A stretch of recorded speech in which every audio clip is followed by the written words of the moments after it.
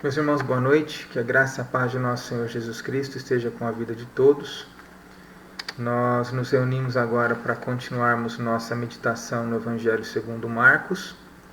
E eu convido os irmãos então para nós orarmos e colocarmos nossas vidas na presença de Deus, pedindo que Ele venha nos abençoar nessa noite, que Ele fale o nosso coração, que Ele nos ensine da parte dEle. Eu dou as boas-vindas à nossa irmã Ana, Dona Conceição, ao irmão Dailson, uma boa noite, a irmã Isaíra, que estão chegando agora, e os demais irmãos também que logo estarão aqui acompanhando, estarão pela internet acompanhando. Que Deus abençoe a vida de cada um. Convido vocês para que nós possamos orar e pedir a Deus que nos abençoe. Oremos. Ó Pai, nós te louvamos e te agradecemos, te bendizemos. Obrigado porque até aqui tu tens nos abençoado. Obrigado pela noite de hoje. E eu peço a Deus que o Senhor fale ao nosso coração, que o Senhor nos ensine da parte do Senhor. Muito obrigado por tudo que tens feito. E no nome de Jesus que nós oramos. Amém. Meus irmãos, nós vamos ler o texto que vai servir de fundamento para a nossa mensagem nessa noite, para a nossa meditação. O texto é Marcos capítulo 4, versículo 33 e 34. Então, Marcos capítulo 4, verso 33 e 34. Dois versículos apenas da palavra do Senhor. Marcos capítulo 4, versículo 33 e 34. Diz assim o texto: E com muitas parábolas semelhantes lhes expunha a palavra, conforme o permitia a capacidade dos ouvintes. E sem parábola não lhes falava, tudo, porém, explicava em particular aos seus próprios discípulos. As parábolas eram um artifício que Jesus utilizava nos seus sermões ou nos seus ensinos.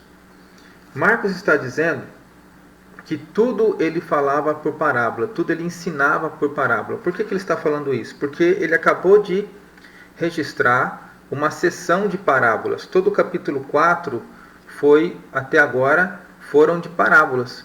Ele começa com a parábola do semeador, depois ele explica a parábola do semeador, depois ele vai falar sobre a parábola da candeia, em seguida a parábola da semente, em seguida a parábola do grão de mostarda.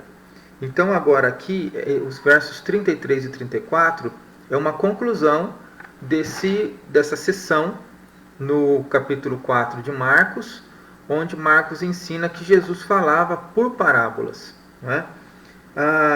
E ele diz aqui, com muitas parábolas semelhantes, lhes expunha a palavra, conforme o permitia a capacidade dos ouvintes. Então Jesus, quando chegava em um determinado lugar, que ia ensinar a palavra de Deus, ele sabia, não é? Até onde ele poderia ir, que tipo de parábola ele poderia utilizar, para que com aquelas pessoas que estavam ali, ele compreendia a capacidade de cada um, e dentro da capacidade de cada um é que Jesus falava aqui as palavras de Deus. Então o que ele expunha? Ele expunha as palavras de Deus. Com muitas parábolas semelhantes, lhes expunha a palavra. Então, expunha a palavra de Deus. O versículo 34 diz assim: Sem parábolas não lhes falava, tudo, porém, explicava em particular aos seus próprios discípulos. Por que sem parábola ele não falava? É aqui uma pergunta interessante. Embora aos seus próprios discípulos ele explicava tudo em seguida. Então, nós entendemos o quê? Que para toda a multidão ele falava utilizando-se de parábolas, contudo, para os seus, aqueles que seguiam Jesus de perto, aqueles que estavam em comunhão com ele, após então falar sobre as parábolas ou com as parábolas, em particular, Jesus explicava cada uma delas. Aquilo que os estudiosos têm falado sobre o caso, pensado sobre o caso, nos levam a compreender que os ensinamentos de Jesus acerca do reino de Deus, acerca da própria pessoa dele, eram tão especiais, tão sublimes, que Jesus manifestava os seus ensinos de uma maneira que fizesse com que o seu ouvinte despertasse interesse em buscar maiores informações sobre aquilo que Jesus estava falando. Era como que um artifício onde ele se utilizava com a finalidade de chamar a atenção. Quem de fato estivesse interessado na palavra, quem de fato estivesse interessado na mensagem, iria até ele buscar maiores informações e aí então seria ensinado da parte dele. Quem, por outro lado, não tivesse esse interesse, o interesse da pessoa seria provavelmente apenas o milagre ou a benfeitoria que Jesus poderia promover ou alguma coisa do gênero, então não perderia tempo, não gastaria o seu tempo em ir até Jesus com a finalidade que ele explicasse a parábola. Como seus discípulos tinham a finalidade de estar com eles, então para eles Jesus explicava certinho a que ele se referia utilizando a que ele se referia quando utilizava por meio das parábolas. E é muito interessante isso. A primeira questão, talvez, que nós podemos aplicar para as nossas vidas é que, de fato, Jesus tem um interesse muito grande em nos ensinar a palavra de Deus, mas ao utilizar o artifício de parábola para ensinar, ele demonstra para nós que deve haver também interesse naquele que ouve de conhecer mais e melhor. Então, hoje em dia, nós temos a Bíblia toda aberta diante dos nossos olhos, e ela não é toda escrita por parábola. Mas nós devemos também ser honestos e entender que há certas palavras, há certos textos, há certas ocasiões que são registradas pela Bíblia que são um pouco difícil de entendimento de nossa parte.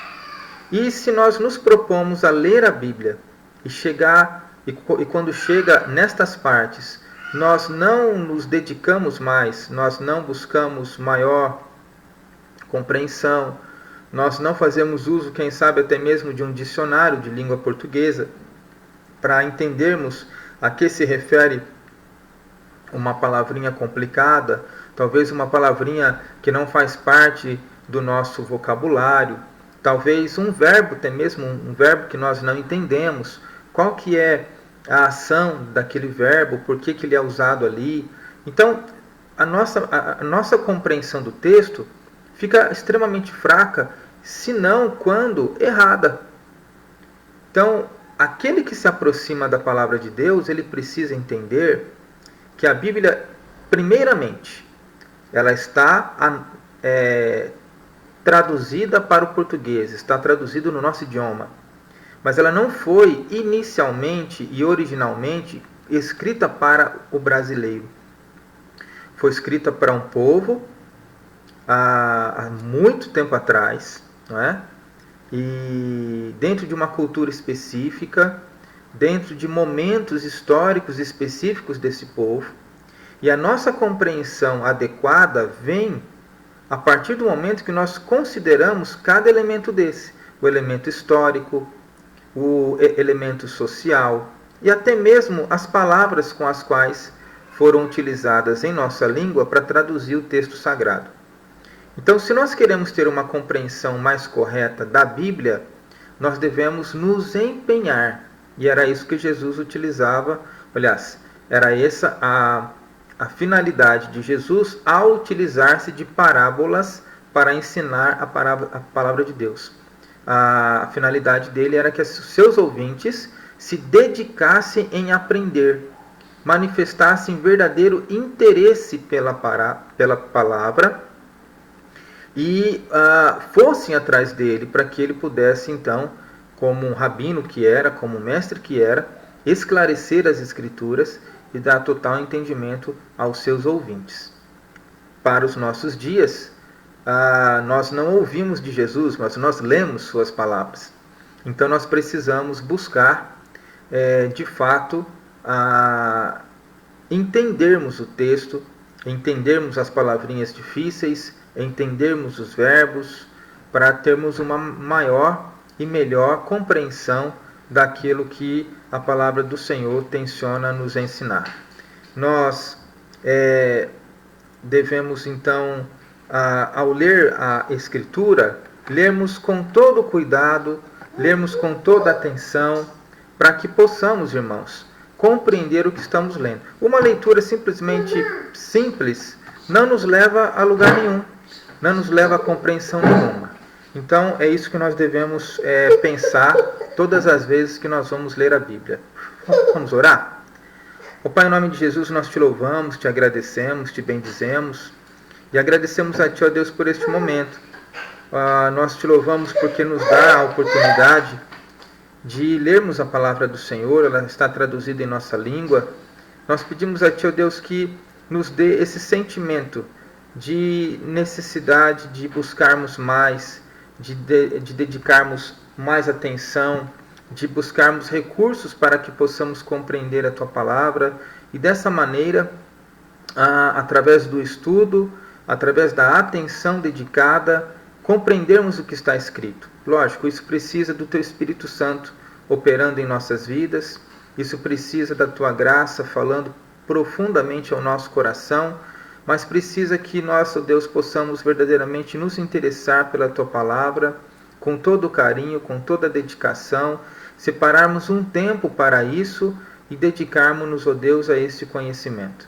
Eu peço que o Senhor fale, explique, aplique cada vez mais essas verdades em nosso coração e que o Teu Espírito Santo faça com que nasça em nosso coração o desejo, ó Deus, por estarmos mais perto de Ti, através do meditar e ler a palavra do Senhor. Abençoe cada irmão que está presente agora, ó Deus, na devocional. Dê a cada um uma boa noite de descanso na presença do Senhor e reúna-nos logo mais amanhã cedo, às 9 horas, para que possamos, ó Deus, ouvirmos Tua palavra e nos achegarmos à presença do Senhor. Muito obrigado por tudo, ó Deus, e no nome de Jesus que nós oramos. Amém. Meus irmãos, Deus abençoe. Aqui nós tivemos a presença também da nossa irmã Zenilde, da Carmen. Deus abençoe a Zenilde, Deus abençoe a Carmen, também a Dona Benedita. Deus abençoe a Dona Benedita, a Solange, a Fernandinha. São esses os que aparecem para mim aqui. Outros irmãos que talvez estejam acompanhando pela internet, mas não se manifestaram. Que Deus os abençoe da mesma maneira e dê a cada um uma boa noite de descanso na presença do Senhor. Tchau, tchau.